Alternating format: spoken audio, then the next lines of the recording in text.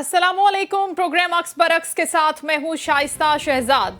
नाज़रीन, बानी पीटीआई इमरान खान से मुलाकात में एक बार फिर हो नहीं सकी, इसमें रुकावट आ गई है। वजीर आला केपी ने धरना भी दे दिया है और खान साहब से मुलाकात के लिए ये अडियाला जेल भी पहुंचे। पुलिस ने उन्हें फैक्ट्री नाके पर रोका भी और आज मुलाकात के रोज केपी के वजीर आला अपने कायद से मिलने के लिए जब यहां पहुंचे तो पुलिस ने उन्हें आगे जाने की इजाजत ही नहीं दी। सुहेल आफरीदी ने अडियाला जेल की तरफ मार्च किया। पंजाब पुलिस ने उन्हें आगे बढ़ने से रोका तो वो फैक्ट्री नाके पर ही धरना देकर बैठ गए। इस मौके पर कारकुनान भी यहां पर बैठे हैं। वजीर आला खैबर पख्तूनख्वा सुहेल आफरीदी ने गुफ्तगू करते हुए कहा कि खान साहब की सेहत के हवाले से सूरत हाल संगीन है और मैं चाहता हूं कि ये मामला आलमी मीडिया के सामने भी रख सकूं। चेयरमैन बैरिस्टर गौर कहते हैं कि बानी पीटीआई की सेहत के हवाले से हमारे तहफुजात हैं जिन्हें दूर किया जाना चाहिए। बानी से हर सूरत में मुलाकात होनी चाहिए। 4 नवंबर को हमारी आखिरी मुलाकात हुई और उसके बाद से लेकर अब तक वुकला की मुलाकात भी नहीं हुई और ना ही फैमिली के अफराद की मुलाकात हुई है, ना ही पीटीआई की लीडरशिप से मुलाकात करवाई गई है। जबकि अडियाला जेल हुकाम ने खान साहब की सेहत के हवाले से कहा है कि वो मुकम्मल सेहतमंद हैं और बयान दिया है कि खान साहब जेल में सेहतयाब हैं, वो रूटीन के मुताबिक अपनी सजा काट रहे हैं, कोई ऐसी मसले की बात नहीं है। जबकि पंजाब हुकूमत ने अडियाला जेल रावलपिंडी में कैद बानी पीटीआई को किसी और मकाम पर मुंतकिल किए जाने की खबरों की सख्ती से तरदीद की है।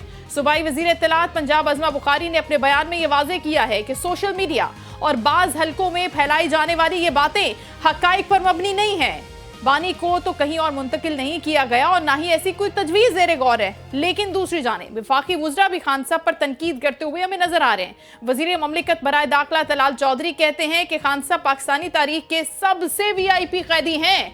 खान साहब से मुलाकात न कराने का मामला सेनेट में उठाया है। पीटीआई के सेनेटर फैसल जावेद कहते हैं कि ये हमें बताया जाए कि मुलाकात करवाई कब जाएगी।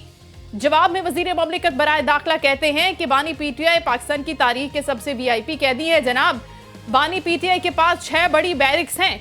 मुल्क के किसी कैदी के पास बावर्ची और एक्सरसाइज मशीनें नहीं है। खान साहब के पास किताबें भी हैं, वो पढ़ते भी हैं, उनको सारी सहूलियात मिली हुई हैं।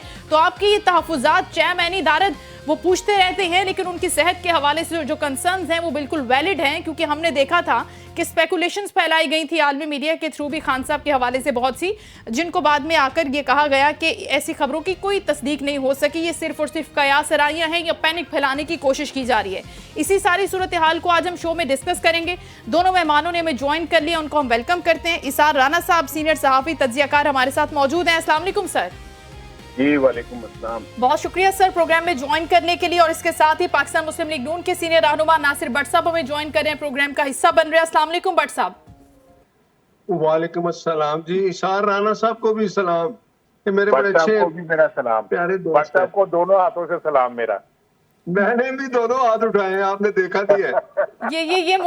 ये मामला जो है ना सलामती भेजने का सर, ये सलामती पाकिस्तान तहरीक इंसाफ की तरफ भी थोड़ी सी कन्वर्ट कर दे। वो बेचारे बैठे में अब ताज़ा तरीन इत्तलात ये आई है कि महमूद खान अचकज़ई भी यहाँ पे पहुंच गए हैं। वजीर आला सुहेल आफरीदी साहब अब यहाँ पर धरना दे रहे हैं, यहाँ पर कारकुनान बैठे में। इसार राना साहब, मसला क्या है? क्यों नहीं मुलाकात हो रही? बहनों की मुलाकात भी नहीं हो रही, इनमें से भी किसी की मुलाकात नहीं करवाई जा रही, तो क्या वजह है सर? पहले बेहतर था आप भट्ट साहब से पूछे, क्योंकि इन्हें पता है कि क्या मसला है। ठीक है ना, ये भाई इख्तिदार के लोग हैं, हुक्मरान है, ये बता सकते हैं कि भाई ये क्यों नहीं मिलवा रहे। हम तो यही कहेंगे कि भाई मिलवा दें। मियाँ साहब से भी लोग 50-50, 100 लोग जाके मिलते थे बाकायदा। वहां तो ड्राइंग रूम बना हुआ था, मुलाकातें होती थी। बिलावल भुट्टो साहब जो है वो जाके उनसे मिलते रहे। तो मेरा ख्याल है कि ये सारी चीजों से मुझे ऐसा लग रहा है कि कोई एक खामोश सी पैनिक क्रिएट की जा रही है। और इसमें शायद मैं देखें हुस्न ज़न से काम ले रहा हूँ कि हो सकता है कि शहबाज शरीफ साहब का इसमें कहीं कोई इंटरेस्ट ना हो कि इस तरह की सिचुएशन बने। अच्छा, लेकिन हो सकता है कि पंजाब हुकूमत जो है वो अपनी रिट और अथॉरिटी दिखाना चाहती हो। Anything can be possible. लेकिन ये जो भी हो रहा है ये अच्छा प्रेसिडेंट नहीं बन रहा। ये कोई अच्छी मिसाल नहीं बन रही। अगर कोई ये कहे माजी में ऐसा होता था तो अब भी ऐसा हो रहा है, तो ये मैंने पूछना है कि ये जो टेढ़ी लकीर है ये सारी जिंदगी ऐसे टेढ़ी रहेगी? हम नफरत की सियासत में चलते रहेंगे? हम एक दूसरे को लेट डाउन करने की सियासत में चलते रहेंगे? या कोई लम्हा ऐसा भी आएगा कोई बड़ा पन का मुजाहरा करके और माफ करके आगे बढ़ने की कोशिश करेगा? और या ये मियां साहब से बड़ा सियासतदान, दिल किसका हो सकता है फिर राणा साहब? ये तो फिर मियां साहब को ही करना पड़ेगा। देखें बात ये है कि मियां साहब की फिर वापसी हुई है, चौथी दफा उनकी वापसी हुई है। अल्लाह ताला ये मुझे तो खुशी है, मैंने तो मिठाई बांटी कि मियां साहब को बोलने की सर इजाजत हमें तो मिल नहीं गई मिली है। है मिठाई, आपने अपने अपनों में बांटी है रेवड़ियां। नहीं नहीं, वो बात ये कि मैं अंधा तो नहीं हूँ कि मैं अपनों में बांटूंगा, लेकिन अच्छा ये कि आप हमें नजर नहीं आई ना। अच्छा अच्छा, हालांकि इतने भट्ट साहब को खूबसूरत लोग खिलाई हर है वक्त आपने? नजर आने चाहिए। भट्ट साहब आपने खाई है मिठाई? ये राणा साहब जो जिस मिठाई का जिक्र कर रहे हैं। मैं राणा साहब को मिठाई भेजता हूँ जी। मियाँ साहब बिस्मिल्लाहिर्रहमानिर्रहीम। इसार राणा साहब ने देखे बात की है कि मिलने में कोई रुकावट नहीं है। इस इमरान खान साहब बड़े आराम से वहाँ जेल काट रहे हैं, देसी मुर्गा खा रहे हैं, देसी घी इस्तेमाल कर रहे हैं, जिम यूज कर रहे हैं। उनको बारक लंबी मिली हुई है जिसमें वो वॉक करते हैं, टीवी देखते हैं। बात यह है कि आप देखें, आपने कहा कि मियां साहब से लोग मिलते थे, इनसे भी लोग मिलते हैं, सब कुछ होता है, लेकिन इनके अंदर आप खुद देखें कि ये अब तो हाई कोर्ट का हुक्म होता है। हाई कोर्ट का हुक्म कौन टाल सकता है? क्या सुप्रिटेंडेंट ने कोई कंटेम्प्ट ऑफ कोर्ट में जेल जाना है? बात यह है कि वहां ये जाते हैं, ये वो कहते हैं ना, जो मैनुअल एक चीज है ना, एक लॉ है सब कैदियों के लिए, ये उसको फॉलो नहीं करते। ये वहां चले जाते हैं, जाके जमकटा इकट्ठा करते हैं। इनका जो एम होता है वो जेल में मुलाकात नहीं होती है। इनका एम होता है कि वहां मीडिया आएगा, हम वहां शोर डालेंगे, तकरीरें करेंगे, बात करेंगे। देखें ये खुद हाई कोर्ट में गए और वो जो इनके है ना जनरल सेक्रेटरी सुलेमान अकरम राजा साहब, उन्होंने कहा जी जो लिस्ट में, ये मैं आपको इसलिए स्टोरी बता रहा हूँ कि आप सुनने के, लिस्ट दे रहा हूँ जी, ये जो मैं नाम दूंगा वो जाएंगे, कोई और आएगा तो वो नहीं जा सकता। उस वक्त भी लोग जाके मिलते थे तो सलमान अकरम राजा कहे जी मैंने तो ये नाम ही नहीं दिए। मुराद ये खुद आपस में इनके लड़ाइयाँ झगड़े हैं। ऐसा वो बुशरा बीबी की फैमिली आके उनसे मिलती है, कोई बात नहीं, ये भी मिल सकते हैं। लेकिन इन्होंने जाना होता है वहां सिर्फ जमकटा इकट्ठे करने के लिए, मीडिया से बात करने के लिए। उनको मिलना चाहिए। हुकूमत पाकिस्तान इसमें या पंजाब हुकूमत कोई रुकावट नहीं होती। जब हाईकोर्ट का हुक्म होता है तो कौन होता है, लेकिन इन्होंने अपना तरीका, आप देखें कि नई बात करते हैं कि वहां अपने इमरान खान से है ही नहीं अडाला जी, लोग कहीं और चले गए हैं। झूठ बोलते हैं, वो सियासत कर रहे हैं ये। और मिलना चाहिए। मेरा ख्याल है कि ये जो तरीकाकार हाई कोर्ट ने अपनाया हुआ है इनके लिए कि तरीके से नाम दें, बताएं, मिले, वो ये अपनाते नहीं है। और ना इनका ये कोई तरीका है कि हम मिलना चाहते हैं। तो वैसे पहले तो इमरान साहब से फैमिली मिलती थी, एक दिन मुकर्रर तो था, अब सब तो सर मिलते थे। फैमिली भी नहीं मिल ये रही चीजें ना आपके नासिर भट्ट सामने है। साहब। नासिर भट्ट साहब अब तो फैमिली की मुलाकात भी नहीं हो रही, उनकी बहनों के साथ जो हुआ वो फिर अगला एक अलग चैप्टर है। तो राणा साहब जैसे फरमा रहे हैं कि मुलाकात रुकवाई हुई है, तो इस आप कह रहे हैं हमने नहीं रुकवाई हुई, इसका मतलब है कहीं और से रुकी हुई है मुलाकात। और दूसरा मेजर कंसर्न इसलिए भी मुलाकात जरूरी है भट्ट साहब कि अभी जो अफगान मीडिया ने चलाया, जो इंडियन मीडिया ने चलाया, आपने देखा कि उन्होंने क्या सूरत हाल पैदा कर दी और किस तरह से वो खबरें चला रहे थे।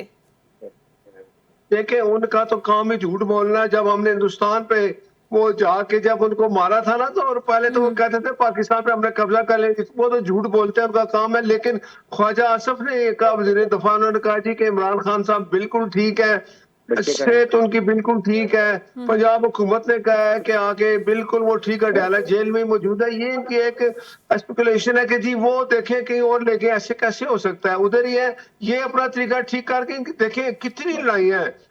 मैं आप खुद देख लें, हर रोज जब भी वो आते हैं वो वहां मिलने नहीं आते, वो सिर्फ वहां बाहर मीडिया से बातें करने और अपना बयानिया बनाने के लिए हमें मुलाकात नहीं की करने दी जा रही, बड़ा जुल्म है, ये है। कभी आपने सुना कि बुशरा बीबी की फैमिली भी मिलने गई और रोका हो? वो मिलते हैं, ये भी मिलना चाहते हैं इमरान खान साहब से जो तरीका, लेकिन जो जेल का मैनुअल है उसके मुताबिक अच्छा अच्छा, चलेंगे राणा तो साहब से जरूर पूछ मिलेंगे। लेते हैं कि कौन सा जेल मैनुअल सुहेल आफरीदी साहब फॉलो नहीं कर रहे। सर आपने गुफ्तगू सुनी भट्ट साहब की, वो कह रहे हैं कि सलमान अकरम राजा साहब कह रहे हैं कि जो लिस्टों में नाम है वही लोग मिलेंगे। आप क्या समझते हैं कि पीटीआई के अंदर इतनी कोई सख्त, इतनी कोई पार नहीं बची कि वो अपने बानी से मुलाकात भी कर सकें? सर भट्ट साहब जो है ना, ये हैं शरीफ आदमी, पता नहीं ये क्यों सियासत में घुसा है। ये जो इन्हें बताया जाता है उस पर यकीन कर लेते। भाई हाई कोर्ट ने 1 दफा, 2 दफा, 3 दफा, 4 दफा हुक्म दिया मुलाकात का, नहीं होने दी गई। वो लोग पिट मरेंगे जी हमें वो रिटर्न ऑर्डर दे दें सर, हमने कंटेम्प्ट में जाना है, वो नहीं मिलता। और इसमें मुझे बताएं कि मंगल और जुमेरात 2 दिन होते हैं मुलाकात के, तो कोई वहां जाता है, हाई कोर्ट ने तो वुकला के हवाले से कहा था ना कि ये वुकला की फहरिस्त वो देंगे। उन्होंने हाई कोर्ट ने जो उनके इमरान खान के रिश्तेदार हैं उनके हवाले से तो कोई हुक्म नहीं दिया था कि वो भी सलमान अकरम राजा फाइनल करेंगे। उनकी बहनें वहां बैठी होती हैं, सब भट्ट साहब से कहें, भट्ट साहब को के दिल पे हाथ रख के कहें को अच्छा लगता है इमरान खान की बहनों पे तशद्दुद हो, उन पे पानी फेंका जाए, उनको पकड़ के घसीटा जाए। कल को यही मुस्लिम लीग नून के साथ हो, खवातीन के साथ, तो कैसा फील करेंगे? मैं तो सिंपल एक सादा सी बात कर रहा हूं कि वो नून लीग हो, पीपल्स पार्टी हो, पीटीआई हो, इन्हें अपनी सियासी लड़ाई लड़नी चाहिए। सियासी लड़ाई के नाम पे नफरत की गेम नहीं करनी चाहिए और खवातीन को इस सतह के ऊपर नहीं घसीटना चाहिए कि कल को जब किसी और की बारी आए तो आपके पास भागने का मौका ना मिले। बेहतर ये होगा कि आज भी अभी भी डुले वेड़ा दा कुछ नहीं बिगड़िया। भट्ट साहब नूं दसो, उन्होंने कहो कि भट्ट साहब खुदा दा वास्ता जे को रास्ता काट दियो, इससे पहले के सारे रास्ते बंद हो जाएं, जो मुझे नजर आ रहा है कि बंद होने जा रहे हैं। जितनी पी काटनी थी पीटीआई ने काट ली, अब किसी और की बारी शुरू होने जा रही है। तो उससे पहले आप सियासी मामला ठीक कर लें। कल को यही नफरत का जवाब जब इन्हें मिलेगा तो फिर क्या रह जाएगा इनके हाथ में? इशान राणा साहब, ਤੁਹਾਡੀ ਗੱਲ देखो, मैं बड़े कहने ने कि ਧੰਮਲ ਨਾਲ रिक्वेस्ट करे ਤੁਹਾਡੇ के मैं नहीं ਤੁਹਾਡਾ ਕਿ ਸਾਡੇ ਨਾਲ ਕੀ ਹੋਇਆ और ना ਅਸੀਂ ਇਹ ਤੁਹਾਡਾ ਚਾਹਨੇ ना अच्छी गल है। बिल्कुल आपकी बात ठीक है कि ऐसा नहीं होना चाहिए और ना ही कभी कल हमारे साथ हुआ और हम कहते हैं कि इनके साथ हो, ये नहीं हो, ये रीत खत्म हो। लेकिन आप देखें, जब आप कानून को फॉलो नहीं करेंगे, आप डिस्टर्बेंस पैदा करेंगे, आपका अगर एम यही होगा कि हमने मिलना हमारा जरूरी नहीं है, हमारा जो है सोशल मीडिया पे, टीवी पे मजलूमियत दिखाना है, शोर डालना है और चोर चोर के नारे लगाने हैं, ये सारा कुछ करना है, तो फिर ऐसे होता है। मेरे तो कायद के साथ वो उनको बेटी मिलने की थी, उसके सामने वो गिरफ्तार भी करके ले गए नैब वाले। वो रात को 12 बजे उन्होंने जाके दरवाजे भी तोड़े मरियम साहबा के। ये नहीं होना चाहिए। वो फरियाल जो तालपुर है उनको रात 1 बजे उठा के ले गए, चलो आपको हम इधर से जेल से अस्पताल से जेल उनको लेके चले गए। ये चीजें नहीं होनी चाहिए, मैं खुद कहता हूँ।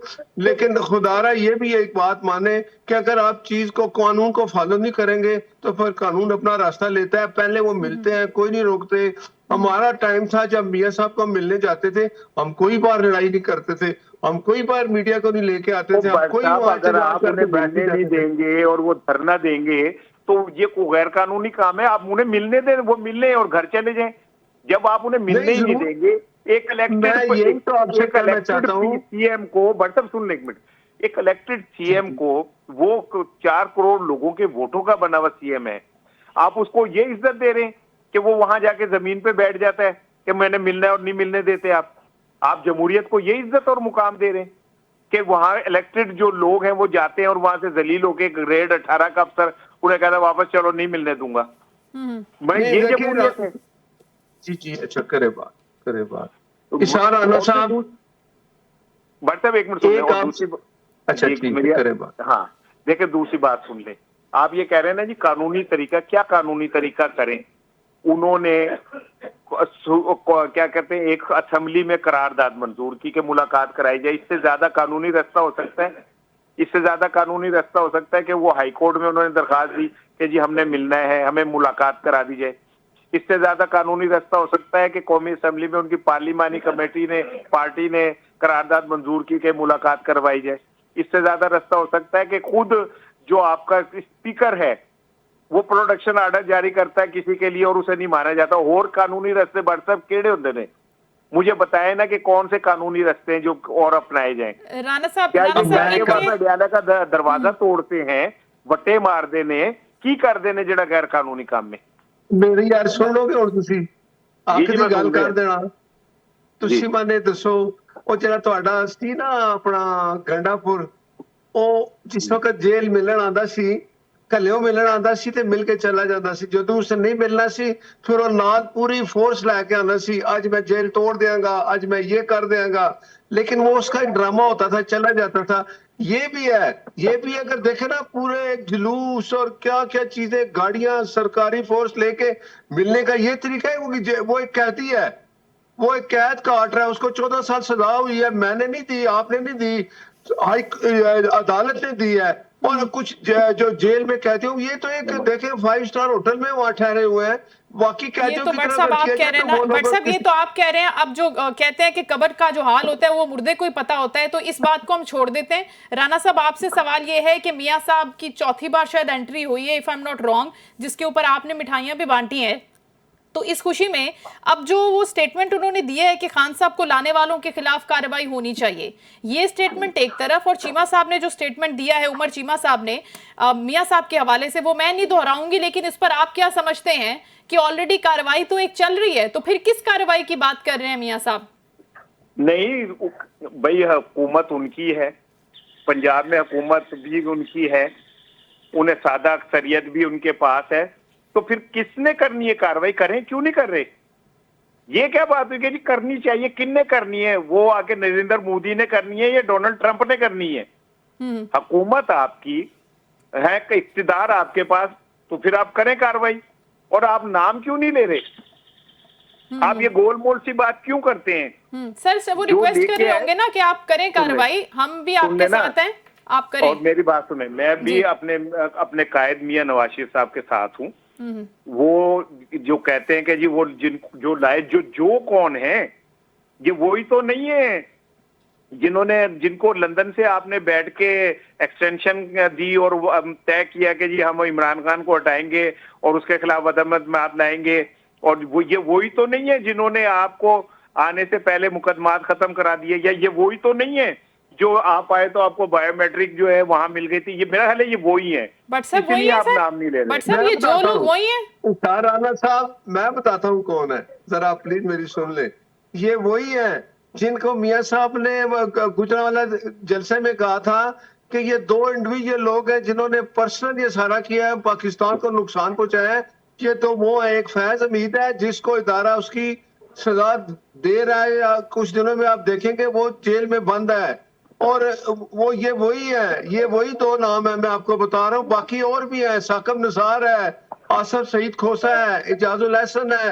ये वही है जिन्होंने प्रेशर में उसको जज अरशद मलिक को ला के वीडियो दिखा के तो उसको कहा था मियां नवाज शरीफ को सजा दो, मियां नवाज शरीफ को सजा दो, पाकिस्तान हालते जंग में है। ये वही है।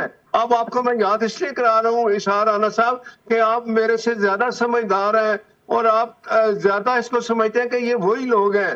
वो लोग आज की तरह, मैं कहता हूँ कि साकिब निसार जैसा शख्स जिसने सुप्रीम कोर्ट का चीफ जस्टिस होते हुए मिस यूज किया, उसका नाम सुप्रीम कोर्ट के चीफ जस्टिस से भी हटा दिया जाए। और जज अरशद मलिक को याद करें जिसने कहा था कि मैंने नवाज शरीफ को सजा नहीं देनी, लेकिन मुझे इजाजुल हसन ने, एक सुप्रीम कोर्ट का जज मेरे ऊपर बैठा हुआ था और मुझसे वो हर वक्त पूछता था अब क्या किया, अब क्या किया। फिर वो मुझे लेके साकिब ने, ये वीडियो है आपको पता है, आपने देखी भी होगी कि साकिब निसार ने कहा नवाज शरीफ को सजा देना। ये वो लोग हैं, इन लोगों को अगर सजाएं मिल जाए तो मुल्क हमारा जो है बेहतर हो जाए। आज हम जिस जगह खड़े हैं, ये इन लोगों की यही वो रजीम थी जिसने पाकिस्तान को आज इस हाल तक पहुंचाया। उसने इमरान खान को 2018 में RTS बंद करके लाया। ये वही लोग हैं।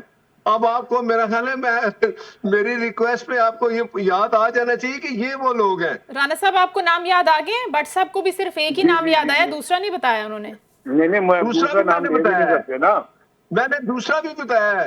एक नाम था फैज हमीद, एक दूसरा नाम बाजवा था, और बताया एक आसफ सईद खोसा था, एक साकिब निसार था, एक इजाजुल हसन था। इजाजुल हसन तो बिल्कुल सही नाम बता रहे हैं भट्ट साहब, बनने वाला था।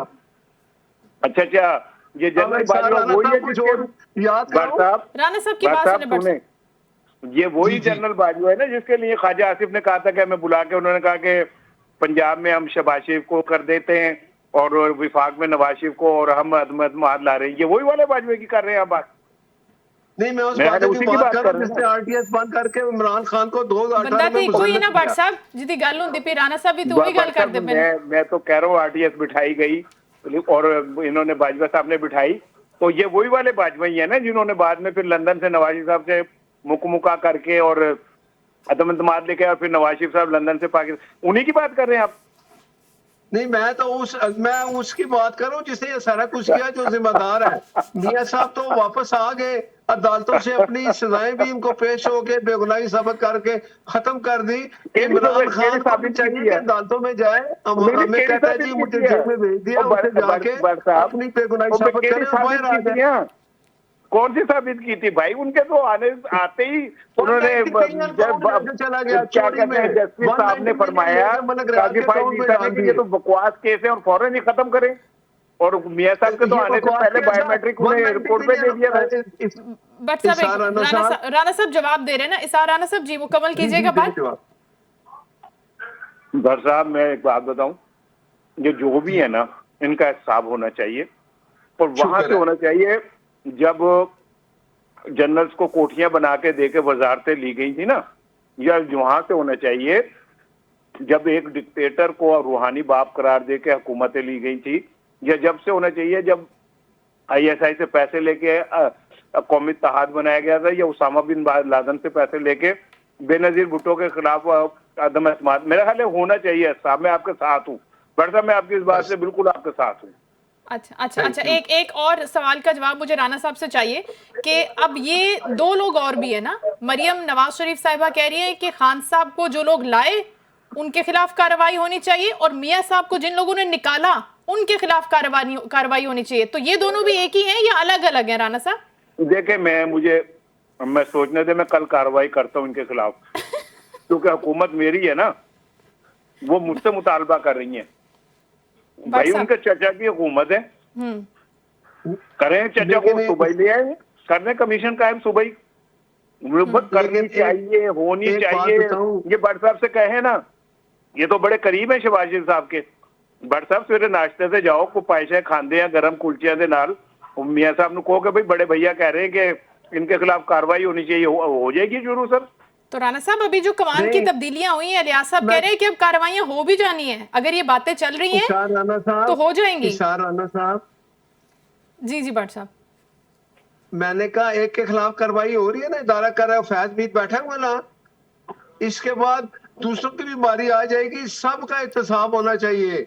आप प्लीज इस बात पे तो इत्तेफाक करें ना कि हम आज जिस हालत में चले गए हैं, वो लोग जिसमें ये मुझे बताएं, साकिब निसार कहता था ना मैं 2-4 एमपीए वैसे उड़ा दूंगा, ठीक है, वो कहता था कि उसने ये क्या, उसको किसी ने राइट दिया कि एक केस था पनामा का, तो जब वो इमरान खान पनामा केस के लिए सड़कों पे निकला तो वो आसिफ सईद खोसा एक जज है, चीफ जस्टिस रहा है, जरा उससे पूछे, उसने कहा मेरे पास आओ, मैं तुम्हारी हेल्प करता हूँ, मैं तुम्हें हेल्प करता हूँ, मैं इनके खिलाफ केस करता हूँ।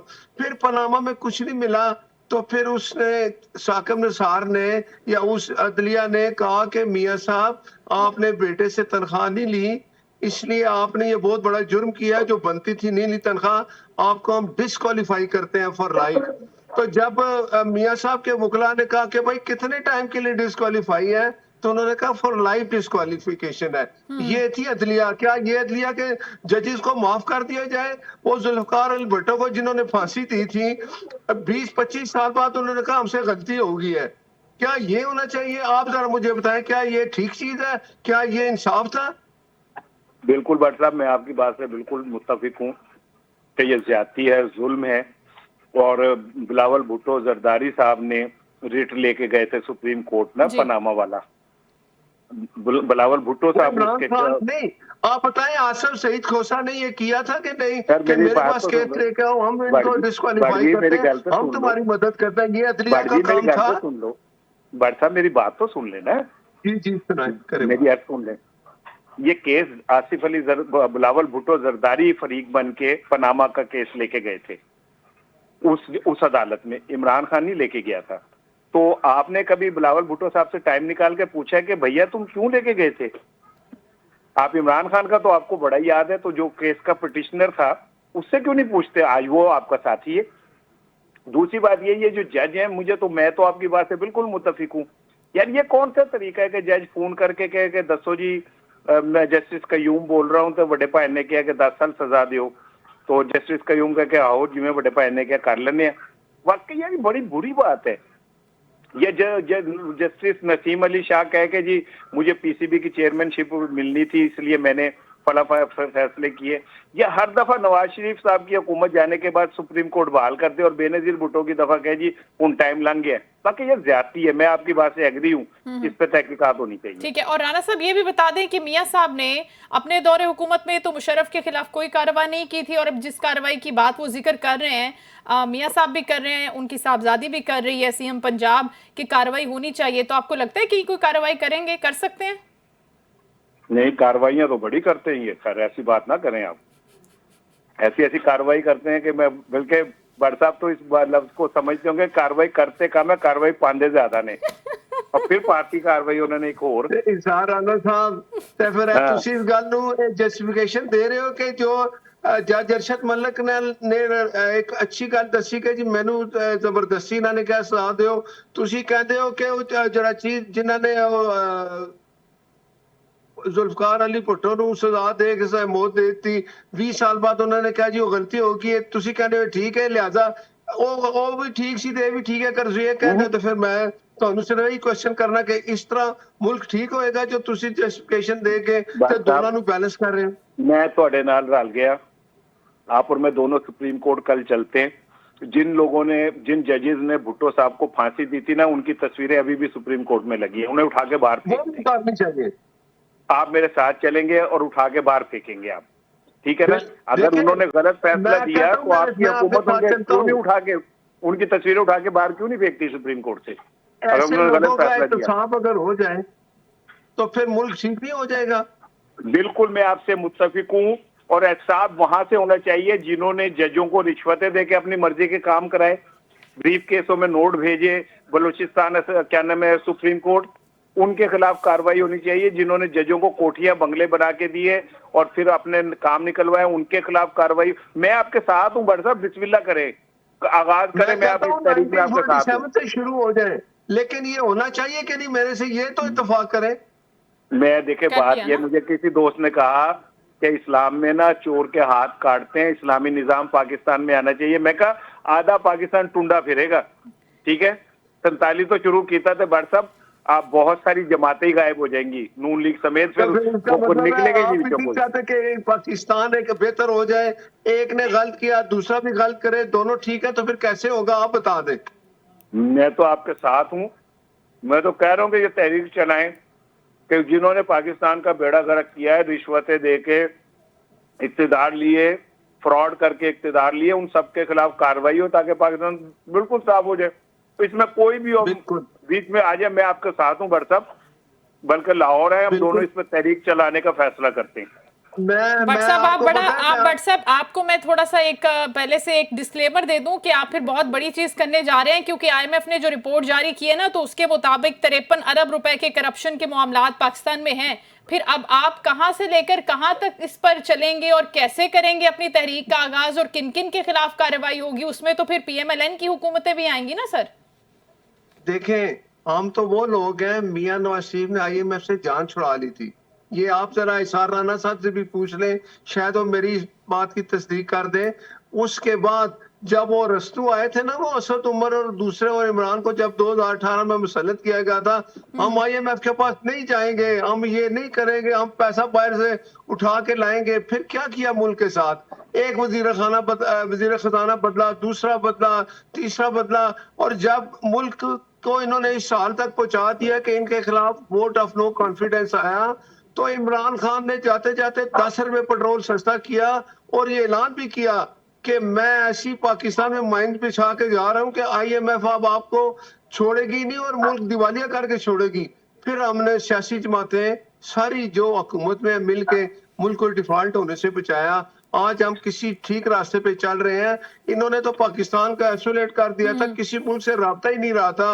ना अमेरिका हमसे बात करना चाहता था, ना बरतानिया करना चाहता लेकिन था, अब ना सब सऊदी बट साहब अरब, अब सब कर रहे हैं ना, नाराज थे। बट साहब अब तो मामलात सही हो गए ना, रिवर्स हो गए हैं। तो राणा साहब 2017 में जब मियां साहब को निकाला गया था, आपके ख्याल में वो सही निकाला था, गलत निकाला था?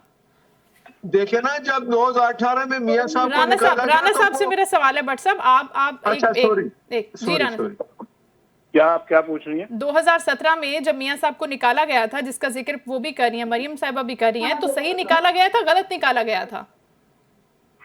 जिन जजों ने निकाला था और जिन अफसरों की साजिश से निकले थे, वो तो पाकिस्तान में उनके खिलाफ कार्रवाई करें, क्यों नहीं कर रहे? नहीं, नंबर मेरा सवाल ये है कि वो ठीक था या गलत था? जैसे अभी हम कंडेम कर रहे हैं ना कि जुल्फिकार अली भुट्टो के खिलाफ जो फैसला आया वो सही नहीं था, अब उन जजेस की तस्वीरों को बाहर फेंक दे जाकर, तो जो उस वक्त फैसला आया वो गलत था या सही था? देखिए, मैं ये समझता हूँ कि सियासी लीडरों को सियासी तौर पे सजा मिलनी चाहिए और उनका बेहतरीन रास्ता इंतखाबात है। अच्छा। अवाम को इंसाफ करना चाहिए, ठीक है ना। किसी सुप्रीम कोर्ट को यह हक नहीं होना चाहिए या किसी को भी कि वो किसी इलेक्टेड प्राइम मिनिस्टर को अपनी स्वाबदीद पे घर चलता करे। ये फैसला अवाम को करना चाहिए, ये अवाम के फैसले होने चाहिए। लेकिन बदकिस्मती से सियासी जमातें अवाम के फैसले नहीं मानती। अवाम के फैसले माने जाते तो 8 फरवरी के बाद इमरान खान की हुकूमत होती। हमारी सियासी जमातें भी नहीं मानती उस बात को। क्या आप इस बात की गवाही नहीं देंगे कि इमरान खान को अवाम ने वोट दिया 8 फरवरी को, लेकिन किसी ने नहीं माना। और दूसरी बात सुन लें कि ये भट्ट साहब जो IMF की कह रहे थे, भट्ट साहब मैं चूंकि थोड़ा सा हिस्ट्री का तालिब इल्म हूं, मैं आपको बताऊं कि मुस्लिम लीग नून अब तक 8 मरतबा IMF के पास जा चुकी है और पीपल्स पार्टी 7 मरतबा, और PTI एक दफा भी नहीं गई है। एक दफा गई थी, उन्होंने गल नहीं बनी थी। तो यार आप इतना तो भट्ट साहब हाथोला करें कि तुझे 3.5 साल को आप पाकिस्तान का सब कुछ जिम्मेदार करार देते हैं, जिसमें लंगर खाने भी चल रहे थे, दुनिया का सबसे जदीद हेल्थ कार्ड भी चल रहा था, जिसमें जनाब अली वो आरजी पनागाहें भी चल रही थी, 25 अरब डॉलर भी आपके अकाउंट में था, डॉलर भी 250 का था, पेट्रोल भी 150-200 का था, यूनिट बिजली का भी 14-15 रुपए था। यार ऐसे ना करो भट्ट साहब, ठीक है आपकी नवाज शरीफ से मोहब्बत है, माँ को अपना बदसूरत बच्चा भी बहुत अच्छा लगता है, आपको लगता होगा, लेकिन मेरा ख्याल है कि हिस्ट्री ठीक करने के लिए तो हिस्ट्री डंडी ना मारो ना। राणा साहब ये मोहब्बत का नेक्स्ट लेवल चल रहा है। बट साहब आपने तस्दीक करनी है कि आपकी मोहब्बत का जो आलम है वो ज्यादा बढ़ता जा रहा है, उसका लेवल बढ़ रहा है कि अब दोबारा से चौथी मरतबा उनको वजीर आजम बनाने की तैयारी हो रही है। ये खबरें भी चल रही हैं कि शहबाज शरीफ साहब घर जाएंगे और मियां साहब आएंगे। मैं इस राणा साहब की एक बात शायद मुझे नहीं पता, आप ये बताएं, जब मियां साहब को हटाया गया उस वक्त हम IMF से जान छुड़ा चुके थे।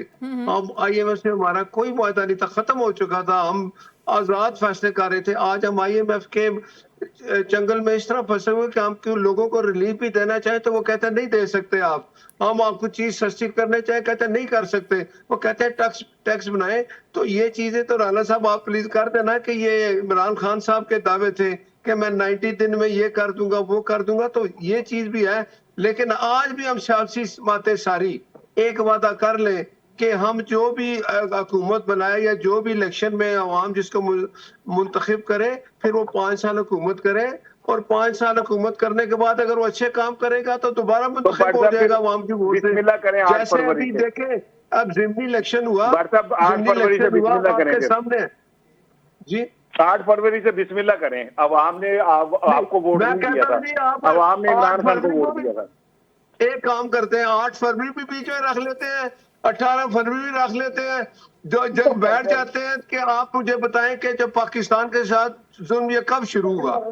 2018 से नहीं शुरू हुआ, उससे पहले तो सारे मामलात सही थे। राणा साहब, भट्ट साहब ये कह रहे हैं ये शुरू हुआ जब मोहतरमा बेनजीर भुट्टो कौमी असेंबली की सीटें जीत गई और अचानक पंजाब की सड़कों पे दीवारों पे लिखा गया जाग पंजाबी जाग, तेरी पग नूं लग गया दाग, और नवाज शरीफ सुबह असेंबली का सारा इलेक्शन जीत गई। इतना बड़ा चमत्कार आज तक दुनिया की तारीख में नहीं हुआ। माने ना भट्ट साहब, फिर ये तो माने ना। तो मैं बताता हूँ, मैं देखें, हमने सीखा, हमने मिसाके जमहूरियत किया, और उसमें आपका लीडर इमरान भी शामिल था लंदन में जब हुआ कि हम एक दूसरे के खिलाफ नहीं जाएंगे, जिसको हुकूमत मिलेगी वो 5 साल हुकूमत करेगा। उसके बाद हुआ सारा। आपका वो इमरान उसके बाद मिल गया उस रजीम के साथ और 2018 में मुसल्लत हो गया। हमारे लोगों को टिकटें नहीं लेने दी। जो जहाज भर भर के कौन लाता था, वो जो जंगीर तरीन था कि इनके जमीर जाके हैं। अगर उस वक्त ये ना होता, उस वक्त ये साकिब सर, ये निसार भट्ट साहब ये और वाले आसिफ मामलात तो पहले भी चल रहे थे ना, नहीं, छंगा मांगा की मेरी सुन सियासत ले। को। नहीं, जी जी मेरी- राणा साहब इसका मेरी जवाब सुन दें। ले। जी मेरी सुन ले। भट्ट साहब कहते हैं कि चार्टर्ड ऑफ डेमोक्रेसी के बाद तय हो गया था। तो भट्ट साहब, नवाज शरीफ साहब काला कोट पहन के पीपल्स पार्टी के वजीर आजम को नाहल कराने क्यों चले गए थे चार्टर्ड ऑफ डेमोक्रेसी के बाद? यूसुफ रजा गिलानी को नहीं, पहले भी ठहर जाए सर, ठहर जाए ना सर, ठहरो तो सही भाईजान, सानू भी मौका दियो ना।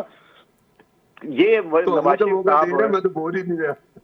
लो दसो यार, ये खुदा दी कसम, आप और मियां साहब इतने मासूम है कि मुझे ना दिल करता है मैं कसम से रोज आप लोगों की तस्वीर को पप्पा करूं। बात ये है कि क्या कहते हैं, जब चार्टर ऑफ डेमोक्रेसी में तय हो गया था तो फिर नवाज शरीफ साहब ये क्यों भूल गए थे और एक इलेक्टेड प्राइम मिनिस्टर के खिलाफ काला कोट पहन के उसे नायल करार देने चले गए थे? ये चार्टर ऑफ डेमोक्रेसी के बाद शहबाज शरीफ साहब ने ये क्यों कहा था कि जरदारी में तेरे गिरेबान पकड़ के सड़कों पे घसीटूंगा? या चार्टर ऑफ डेमोक्रेसी के बाद बिलावल भुट्टो ने ये क्यों कहा था कि नवाज शरीफ तुम जाओ लग के रूहानी औलाद हो, तुम्हें माफ नहीं करेंगे हम? चार्टर ऑफ डेमोक्रेसी कितने चली गई थी भट्ट साहब? तो और मैं भी थोड़ी रिक्वेस्ट का इजाजत है, मैं भी गल कर रहा। बिस्मिल्लाह करो। देखो ਅਸੀਂ ਸਿੱਖ ਲਿਆ ਨਾ ਇਸ ਵਕਤ ਹਕੂਮਤ ਵਿੱਚ ਅਸੀਂ ਉਹ ਪਾਰਟੀਆਂ ਵਿੱਚ ਜਿਨ੍ਹਾਂ ਦੇ ਮੈਨੀਫੈਸਟੋ ਲੈਦਾ ਨੇ, ਜਿਨ੍ਹਾਂ ਦੇ ਆਪਣੇ ਮਨਸ਼ੂਰ ਨੇ, ਲੇਕਿਨ ਅਸੀਂ ਇਕੱਠੇ ਹੋ ਕੇ ਮੁਲਕ ਨੂੰ ਬਚਾਉਣ ਲਈ ਇਕੱਠੇ ਆ। ਤੇ ਉਹ ਇਮਰਾਨ ਖਾਨ ਦੀ ਜਮਾਤ ਨੇ ਕਰਦੀ, ਉਹ 2 ਸਾਲ ਹੋ ਗਏ ਨੇ ਉਹ ਸਾਡੇ ਨਾਲ ਬੈਠੇ ਨੇ। ਇੱਕ ਮਿੰਟ, ਉਹ ਅਪੋਜੀਸ਼ਨ ਦਾ ਕਿਰਦਾਰ ਅਦਾ ਕਰ ਰਹੇ ਨੇ। ਉਹ ਅਗਰ ਕੋਈ ਜਿਸ ਤਰ੍ਹਾਂ ਦੀ ਦਹਿਸ਼ਤਗਰਦੀ ਹੁੰਦੀ ਹੈ ਉਸ ਵਿੱਚ ਵੀ ਅਸੀਂ ਕਹਿੰਦੇ ਆਓ ਇਕੱਠੇ ਹੋ ਜਾਈਏ, ਨਹੀਂ ਹੁੰਦੇ। ਕੋਈ ਤਰਮੀਮ ਆਉਂਦੀ ਹੈ ਕਹਿੰਦੇ ਇਕੱਠੇ ਨਹੀਂ ਹੁੰਦੇ, ਉਹਨਾਂ ਨੂੰ ਕੌਣ ਸਿਖਾਏ? भट्ट साहब ਦੇ ਕਹਿਣ ਦਾ ਮਤਲਬ ਇਹ ਵੇ ਕਿ ਅਸੀਂ ਲੜਨੇ ਆ, ਘੁਲਨੇ ਆ, ਮਰਨੇ ਆ ਆਪਸ ਵਿੱਚ, ਲੇਕਿਨ ਆਖਿਰ ਚ ਬਹਿਨੇ ਆ ਨਾ ਇਕੱਠੇ ਇੱਕ ਟੇਬਲ ਦੇ ਉੱਤੇ। ਤੇ ਪੀਟੀਆਈ ਤੇ ਖਾਨ ਸਾਹਿਬ ਤੇ ਉਹ ਵੀ ਨਹੀਂ ਕਰਦੇ ਪਏ ਨਾ। ਬਸ ਮੁਲਕ ਬਚਾਣਾ ਕਿਹਨੂੰ ਕਹਿੰਦੇ ਹੋ? ਤੁਸੀਂ ਜ਼ਨਾਨੀਆਂ ਨੂੰ ਬਚਾਣਾ ਤੇ ਆਪਣੀ ਜਾਇਦਾਦ ਬਚਾਉਣੀ, ਜਾਓ ਮੈਂ ਗੱਲ ਹੀ ਨਹੀਂ ਕਰਨੀ। ਤੇ ਮੁਨਾਫਿਕ ਨਹੀਂ ਕਹਿਣਾ, ਨਹੀਂ ਕਰਨੀ ਤੇ ਨਹੀਂ ਕਰਨੀ। ऐसे नहीं करके तो रोला पाई जाओ, अंदर अंदरों खाई जाओ, एक दूसरे को गाना कर लो, ਰਾਣਾ ਸਾਹਿਬ ਹਾਂਜੀ ਤਾਂ ਹੱਕ ਦੀ ਗੱਲ ਤੇ ਕਰਦੇ ਹੋ, ਕੁਝ ਨਹੀਂ ਹੁੰਦਾ ਤੁਹਾਡਾ। ਕਿਆ ਕੋਈ ਵੀ ਗੱਲ, ਕੋਈ ਮਸਲਾ ਹੋਣਾ ਤਾਂ ਉਸ ਨੂੰ ਬੈਠ ਕੇ ਹੀ ਹੱਲ ਕਰ ਦੇਣਾ। ਕਿਹੜਾ ਮਸਲਾ ਮੈਨੂੰ ਦੱਸੋ ਨਾ, ਬੈਠ ਕੇ ਜਦੋਂ ਤੁਸੀਂ ਹੱਲ ਕਰਨਾ। ਸੁਣ ਲਓ ਨਾ, ਮੈਂ ਕਹਿੰਦਾ ਕੋਈ ਵੀ ਮਸਲਾ ਹੈ, अगर देखो इस वक्त इलेक्शन कमीशन का मसला है कि इलेक्शन कमीशन ना आएगा, अपोजिशन नाल बैठेगी, ਉਹ ਬੰਦੇ ਨੇ, ਉਹ ਗੱਲ ਕਰਦੇ ਨੇ, ਉਹ ਕਹਿੰਦੇ ਨੇ ਉਹ ਅਸੀਂ ਜਾ ਰਹੇ ਹਾਂ, ਉਹ ਸਾਨੂੰ ਫੈਸਿਲਿਟੇਟ ਕਰਦੇ ਨੇ ਕਿ ਤੁਸੀਂ ਜੋ ਮਰਜ਼ੀ ਕਰਿਆ, ਉਹ ਅਸੀਂ ਬੋਲਣਾ ਹੀ ਨਹੀਂ। ਚਲੋ ਅਗਰ ਸਾਡੇ ਨਾਲ ਨਹੀਂ ਚੱਲਦੇ, ਕਮ ਸੇ ਕਮ ਸਾਡੇ ਖਿਲਾਫ ਵੋਟ ਹੀ ਪਾ ਦੇਣ। ਇਹ ਵੀ ਪਤਾ ਚੱਲ ਜਾਏ ਕਿ ਕਿਤਨੇ ਅਪੋਜੀਸ਼ਨ ਨੇ ਵੋਟ ਸਾਡੇ ਖਿਲਾਫ ਪਾਏ ਨੇ ਔਰ ਕਿਤੇ ਕੁਝ ਕਰਦੇ ਹੀ ਨਹੀਂ, ਨਸ ਜਾਂਦੇ ਨੇ ਘਰਾਂ ਚ ਬਹਿ ਜਾਂਦੇ ਨੇ, ਲੇਕਿन तनख्वाह पूरी लेते हैं। राणा साहब की बात सुन ले भट्ट साहब, फिर क्लोजिंग का टाइम है। जी राणा साहब, भट्ट साहब वो तो बड़े गंदे बच्चे हैं, ठीक है ना, उनको तो कान पकड़ के निकाल दें। आप तो अच्छे बच्चे हैं, तो उनका कौमी असेंबली में अपोजिशन लीडर बनने देना सर। सेनेट में क्यों नहीं बनने दे रहे? वहीं पे बात होगी ना। सियासी जमातें पार्लियामेंट में बात करती हैं, तो आप उनके वहां पे क्यों नहीं कायद बना रहे? आप तो बहुत अच्छे बच्चे हैं ना, तो आप क्यों नहीं वो पार्लिमानी रवायत को बरकरार रख रहे? आप ये बताएं कि पीटीआई से आपको गिले जी वो पार्लिमानी निजाम में हिस्सा नहीं लेती, ये नहीं करती। आपने कितनी तजावीज उनकी मानी जो उन्होंने 26वीं तरमीम में दी थी?